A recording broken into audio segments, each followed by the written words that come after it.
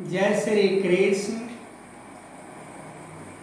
भगवान श्री कृष्ण गीता के तीसरे अध्याय में फरमाते हैं कि संसार की यदि जिस वस्तु को जिस इच्छा से हम परमात्मा को समर्पित करते हैं, अपने गुरु को समर्पित करते हैं, वो वस्तु हमें कई गुना बढ़ के प्राप्त होता है।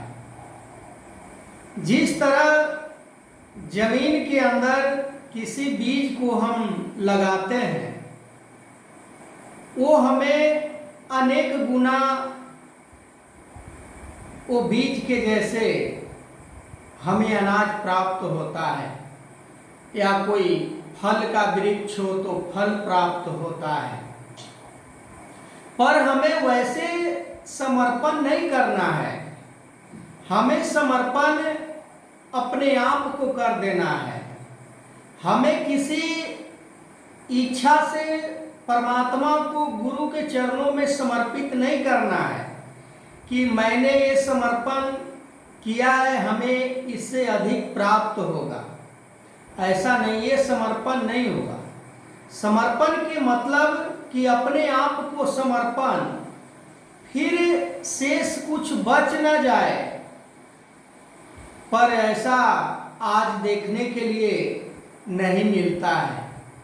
केवल शब्दों से समर्पण के जय घोष किया जाता है, केवल शब्दों के द्वारा समर्पण की जाती है, पर कहीं पर क्रियात्मक कहीं देखा नहीं जाता है कि समर्पण हो रहे हैं या समर्पण किए हैं।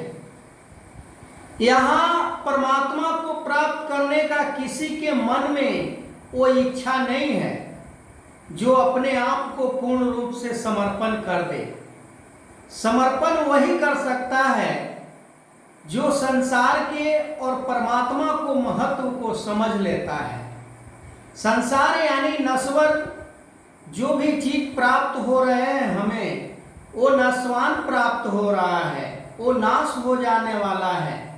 पर परमात्मा की प्राप्ति जिसके मन के अंदर इच्छा होती है कि हमें बड़े भाग से मानव का जीवन प्राप्त हुआ है, इस जीवन में यदि हम यही कार्य संसार के ही पदार्थों को सत्य मानकर जीवन जीते रहें, संसार के ही पदार्थों को केवल उपभोग करते रहें, इसी से अपना इच्छा को भरपूर करते रहें, इसी से हम अपने जीवन को सुचारू ढंग से चलाते रहें और परमात्मा की प्राप्ति ना की जाए, तो ये जीवन का क्या होगा? क्या मैंने कभी ऐसा सोचा है? क्या दुनिया के मनुष्य ऐसा सोचते हैं कि क्या होगा इस जीवन का? जब तक हम गुरु के चरणों में पूर्ण रूप से समर्पित नहीं होते हैं, तब तक हमें परमात्मा के बारे में जानकारी प्राप्त नहीं होती है। परमात्मा को नाम जान लेने से, परमात्मा को वर्णन करने से, परमात्मा के गुणों का व्याख्या करने से परमात्मा किसी को प्राप्त नहीं हुआ। जब भी किसी को परमात्मा प्राप्त हुआ है तो गुरु के चरणों में समर्पित होकर ही प्राप्त हुआ है। चाहे किसी भी भक्त की बात की जाए, बात हम उस मीराबाई की करेंगे।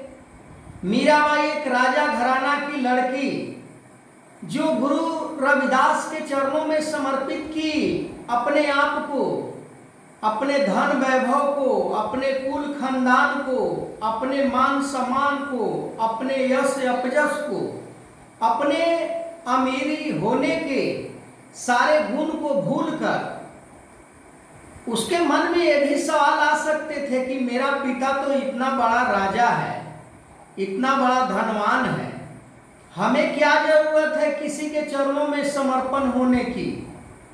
हमें तो सभी सुख वैभव प्राप्त हो रहा है, राजमहल के भी सुख प्राप्त हो रहा है, धन वैभव का भी सुख प्राप्त हो रहा और राजा को भला मान सम्मान कौन नहीं देगा। तो वो सुख भी हमें प्राप्त हो रहा है, पर मीरा ने इन सारी सुखों को भूलकर, इन सारे विषयों को भूलकर, इन सारे पदार्थों को भूलकर, राजमहल के सुख को भूलकर वो बेचारे रविदास जो कुटिया में रहने वाले, साधारण जीवन जीने वाले, पर परमात्मा का ज्ञान उनके पास मौजूद था। उन्होंने परमात्मा को दिखाने वाला ब्रह्म ज्ञान जो मीराबाई को प्रदान की, तब मीराबाई प्रसन्न हो जाती है। तब कहती है कि पायो जी मैंने नाम रतन धन पायो, वस्तु अमूलक दी मोहे सतगुरु, कर कृपा अपनायो। क्या उसके पास इससे पहले कोई वस्तु नहीं था जो जिसका कीमत अनमोल हो? क्या धन वैभव को अनमोल नहीं कहा जा सकता है? क्या राजमहल के सुख को अनमोल नहीं कहा जा सकता है?